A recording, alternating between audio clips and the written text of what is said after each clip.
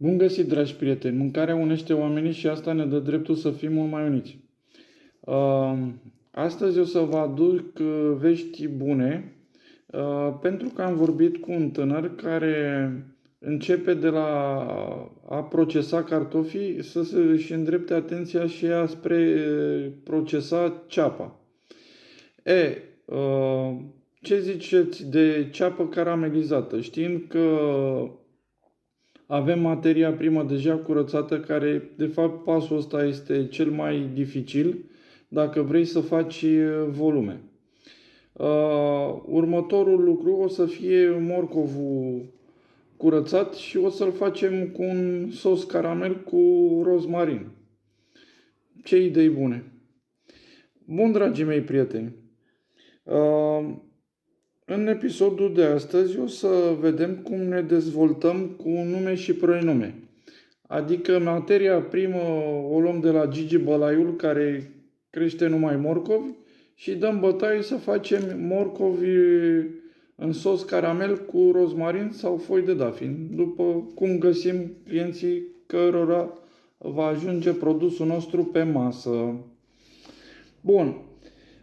Eu o să vă dau și niște date de referință, cum ar fi costul de producție în kilogram raportat la gram.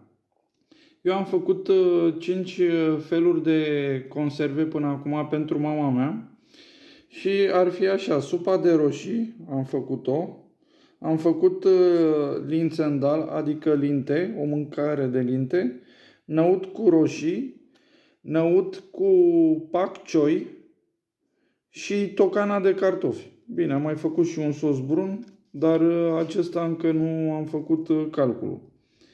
La supa de roșii, care știm că un borcan cântărește 700 de grame și este considerat pentru 2-3 porții, prețul pe kilogram mi-a dat 12,49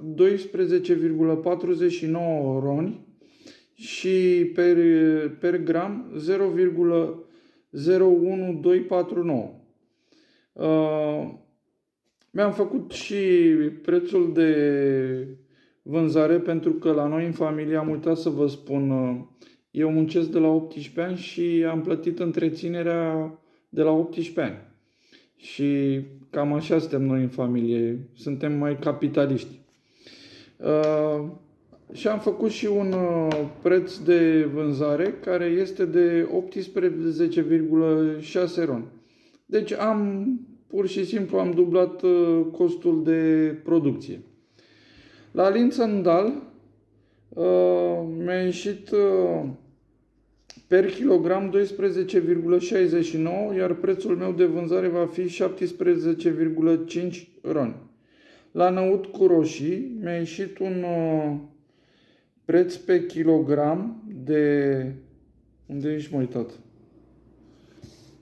Un preț pe kilogram de 9,36. Și am ales să vând acest năut cu roșii la 15 roni. Am mai făcut un năut cu pak choi, adică o iarbă foarte dulce și aromată, dar și puțin astringentă.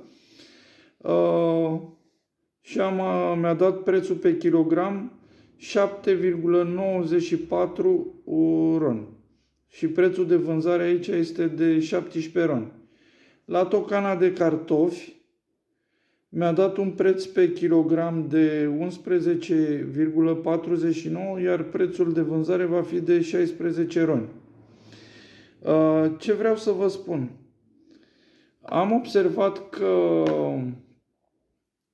bineînțeles, sunt limitat în funcție de cât pot să sterilizez borcanele și maximul meu de productivitate este de 36 de borcane deocamdată.